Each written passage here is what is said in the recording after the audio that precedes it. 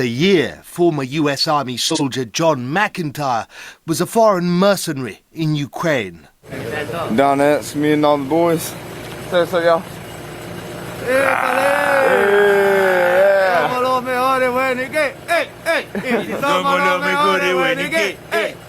Earlier this month, he defected to Russia. He brought everything with him: papers, files, intelligence and maps. The thing is, he always meant to. The first question is, why are you here? I mean... Well, it's the reason I came to Ukraine in the first place. You know, I'm a communist, I'm an anti-fascist, and we have to fight fascism everywhere, you know. So when I came to Ukraine, I knew that I would try to get as much information as I could about, you know, anything that would be helpful, and defect across lines. The problem is when I was in Kharkov, I was going to swim across, and I found out they had snipers in position. So if anybody, and actually found out that the snipers were for defectors, not for actually protection. They were actually, anybody that tried to defect, they would shoot them, you know. Since March 2022, John served in Ukraine's Foreign Legion and Nationalist Battalion Karpatskaya Sech. He saw and documented the Ukrainian war machine in all its ugly glory from the inside. He became part of it. God bless Ukraine, God bless America, but you, Russia. You, Russia. It's Russian. Russia. Can I step on this? Slava Ukraini. Героям слава. It's Russia. Russia. As time went on, you know, I had to become more nationalistic, more Nazistic, you know, doing... Does that explain the videos where you were Putin and... Yeah, of course. It's part of it to maintain my cover, because I got to become them. You know what I mean? If I'm going to be with them, I got to become them, you know, and doing the, you know, Hitler salute, stepping on Russian flags, everything. Oh yeah! Karpatska siege, baby. Slava Ukraina. Героям слава. Slava, slava, slava. Yeah. When I first came, I kind of expected they wouldn't be that big of a problem. Like I kind of, you know, assumed that it was just like I didn't think there was actually that many. But when I came, I was really surprised. It was everybody have, you know, tattoos and Nazi symbolism. Sometime later on my Facebook page, I had pictures of Che Guevara and the Soviet Union, and I got questioned for having communist views, and I had to think quick on my feet, you know, and I just told him, I said, hey, I'm an anti-fascist, I'm here to fight Russian imperialism and the Nazis and this and that. And they said, no, the Russians aren't the Nazis, we're the Nazis. And who said this? Who said this? It was just some guys from Croatia or Czech, I can't remember what they were. But these are foreigners as well? Foreigners, yeah, foreigners. The proliferation and dominance of Nazi ideology, from swastikas to SS emblems, is well documented and studiously ignored by Western states and media. And we're supporting these guys, and these are supposed to be our ally, and we want to put them in NATO with us, and they can't even follow Geneva Convention, and they're supposed to be our friends. You know, like, this would never fly in America. The United States would never stand for this. Our whole country is literally burning in front of our eyes, and we're spending $500 million for these Nazis, billions of dollars for a Nazi government. You know, so that's infuriates me, and it's time for the American people to stand up and take control of our country. Over the year, John spent most of his time in squads with foreign mercenaries. He watched and documented names, places, crimes, and much more. The Russian position is 3 kilometers. But here, maybe in the night, one group come back in the position, they kill these pigs directly.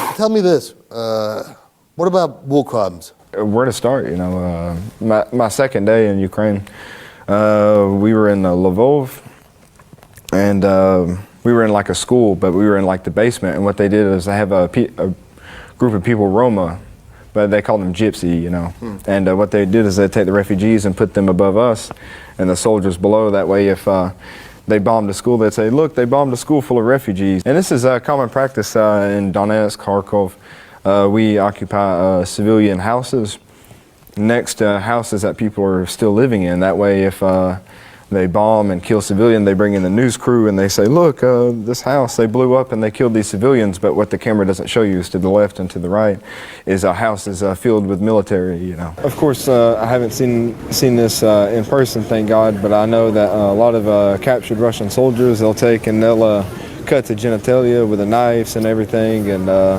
cut their stomachs open and slit their throats, cut their heads off and stuff like this, you know. Really horrible, horrible stuff, you know. Was this the work of nationalist extremists or just... Yeah, just extremists and different organizations, Azov, you know, Karpatska Siege. People you knew? Yeah. Did any of them... yeah, they were foreigners, yeah. But did any of them take part in, you know, commit any of these crimes? Yeah, they, I told you earlier, they had shot 3 people in the back of the head. They were foreigners. One was from Portugal, one was from France, and one was from Argentina. They proud? Yeah, they were proud, yeah, of course. John put up every appearance of a good mercenary.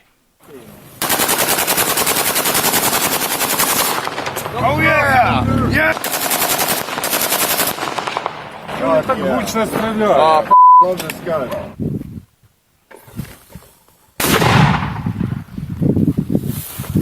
Yeah. John came prepared.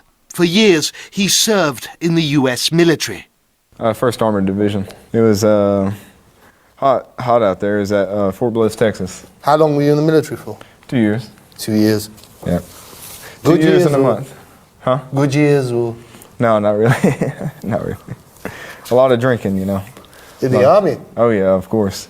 Normal, standard practice, of course. Really? Yeah, of course. On base? Yeah. Cocaine, everything, weed, anything you want, you know. Prostitutes, hookers, you know, everything. On base? Yeah, they arrested one guy. He was a cavalry scout, and he, in his barracks room, he had like bricks of cocaine. You know, he was like A dealer. Yeah, he was like the distributor for the whole base. But all that training in Texas, it didn't prepare him for this.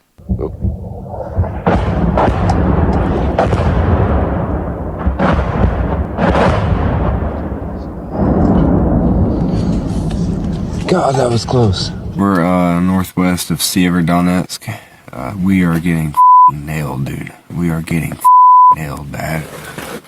We just had a massive casualty event. Just in the last 30 minutes, I've had like 10 close calls today. Dude, like we are getting nailed. It's too much for me, dude. This Donbass, dude. This war, man, in general, ain't no joke, dude. People are getting ate the up left and right, but I should have went to college. I've had a lot of moments where I'm like, oh my God, this is stupid, you know, what the hell am I doing, you know? But it had to be done because, you know, the Ukrainian government and Nazis that control the government and control the population, you know, the things they're doing in Ukraine to the Russian people, they need to be talked about, you know, they need to be stopped, and we've got to fight Nazism everywhere we go, even in America. John documented everything. It was in his phone, his head, and in the papers he brought along. When you came over, you said you were a spy. Did you hand over, for example, like bases and stuff, at least? Yeah, of course. Intelligence agencies? Of course, everything from the command structure to names, you know, weaponry, everything. And I was successful in that, you know. More than successful. John also testified about how deep US involvement in this conflict is. There has been a U.S. participation in the war. When I was in the International Legion, there was he was like a military intelligence officer from the Navy. And the U.S. Navy? Yeah, and he had, he was in the Foreign Legion. And he had a satellite phone and a computer provided by the CIA. And every day he would call his contacts and he would get information about the positions, troop movements, and so on and so forth. And do you remember his name? Yeah. What was it? Wait, no, what was his name? Hang on, I'm so sorry, I can't remember. First name at least? I think it was like Marcus or something like that. Like, for example, they would provide like grid coordinates. According to him, the United States feeds Ukraine the weapons and data to wage war. All that is left for Ukrainians and their foreign mercenaries to do is to point their weapons and shoot where America tells them. Down here in the Donbass, it's been cold, wet. It's been hell, bombs, but we're finally in the truck. Say what's up, boys! Yeah! Hey! Hey! Would you say that most of the foreigners that you came in with have left? Yeah, most of them. Mostly some because of they realized the reality of this war, and then some were injured, and then some were killed, you know. And it's really sad about the ones that are killed, because when they get killed, if they don't get sent home, they get cremated, then they get sent home, you know. But this is what they chose, isn't it? Well, they chose it. I mean, they chose to come and fight for fascists. You know, they chose to come and fight for Nazis. You know what I mean? So. And then there's the corruption. Always the corruption in Ukraine. Western taxpayers, says John, are being robbed left and right. And then they take the insurance money, and then they put the insurance money in their pockets. Oh, Yeah. is this what they do? Yeah, they take the insurance money too. For foreign fighters? Yeah. Yeah. And was this a common practice? Yeah, of course. I mean, I'd say 90% of the families, they don't get their insurance money from, and they take in salaries too. You know, like if a soldier terminates contract, like I did with the Karpatska Sich, I terminated contract. Yeah. Right. They take in the last paycheck, they take in this money for themselves. But this doesn't go back into the unit. It just goes straight into the commander's pocket. And it's not just with the insurance. It's with there's a huge black market going on with Javelin rockets, the M4 rifles, and M240 Bravo machine guns, and all the weaponry coming in. They take in all these and they sell it. Have you seen this? Yeah. Yeah, they stole, like, when I was in the Legion, they took like 20 Javelin rockets. They took like 60 M4s and like 20 M240s. Who took them? The logistics sergeant major and then the battalion commander, they were both in on it and stuff. They're actually In Karpatska Sich or? the Legion. Yeah, in the Legion. Were they Ukrainians? Yeah, they were Ukrainians, yeah. These weapons then disappear. Some make their way overseas into the hands of terrorists, warlords, traffickers, jihadists and criminals, all courtesy of Western taxpayers. I noticed when I was in Ukraine, they have like a lot of military shops. And I remember one day I'm sitting there thinking, man, these helmets are really nice. You know, those almost look like the American helmets. And then what I realized is that all these helmets and body armor and these plate carriers and stuff coming in, they get stolen and then sold on the black market to these shops, and then the shop makes money off of it too. Nothing, it seems, is taboo for Ukraine, be it open Nazi ideology, war crimes, theft, or anything else. Nothing's holy. October 21st, we just got here. We're in Donetsk, somewhere in the Donbass. Yeah, in the Donbass, baby. And, my friend Aurelio. Hi. But he's staying in this church for now. It's cold as heck, you know, we got some good food though, so. I actually was watching a documentary the other day of them torturing, I can't remember, they was trying to get him to say some Ukrainian word, and he couldn't say it, so they kept torturing him and stuff like that, because it's funny to them, you know.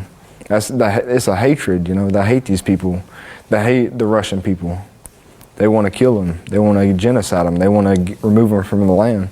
And America doesn't mind giving them money for this, because they know that they can send in companies like Texaco, Chevron Mobil, Shell, and so on and so forth to extract all that oil.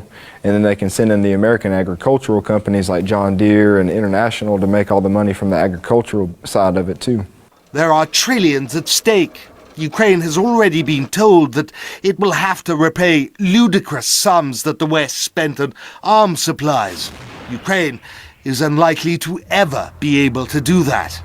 What it can't pay in cash, it will have to pay in resources to Western companies. But for John, time has almost run out. I actually had to leave because I had actually planned before I left, I had also planned to infiltrate the Azov battalion and to gain information about their organization as well. But essentially what had happened was I was having a conversation about the war crimes being committed, and even worse than being a spy, I was compromised as a whistleblower. So, which is worse, obviously, because that means a bullet to the back of the head. By, really? Yes, anybody that confesses is known to about to confess war crimes, they get shot in the back of the head, you know. Have you seen this? No, I haven't, but a lot of people go missing, you know. A lot of people, they just go missing one day. Including foreigners? Including foreigners, yes. Earlier this month, John packed everything. Papers, documents, maps, and so much more. Everything he had gathered over the year, and made his long-planned defection. Essentially, I fled, I went to Odessa, and I actually had to call my mom. I'm like, look, I'm in too deep, you know, these people, they're about to kill me, and I was really emotional, and luckily my family was able to scrounge up $300 to send me so I could go to Chisinau. And then from Chisinau, once I'd made contact and everything and got my visa, I went to Istanbul and then to Moscow on a plane, so. Was your... Yeah, I mean... it was nerve-wracking. I mean, I had been compromised, you know, and that meant that I was about to be executed. The wealth of information he has provided is already being used by the Russian military and law enforcement, who have lists of war crimes and now even more names to them. There is years of work ahead. But we had one final question for John. A year, after all, is a long time. I mean, they're going to watch this. They're going to see this. Yeah, the people you served with. Yeah. What would you say to them? All's fair in love and war, you know. It is what it is. Spies exist, you know, and I'm a spy.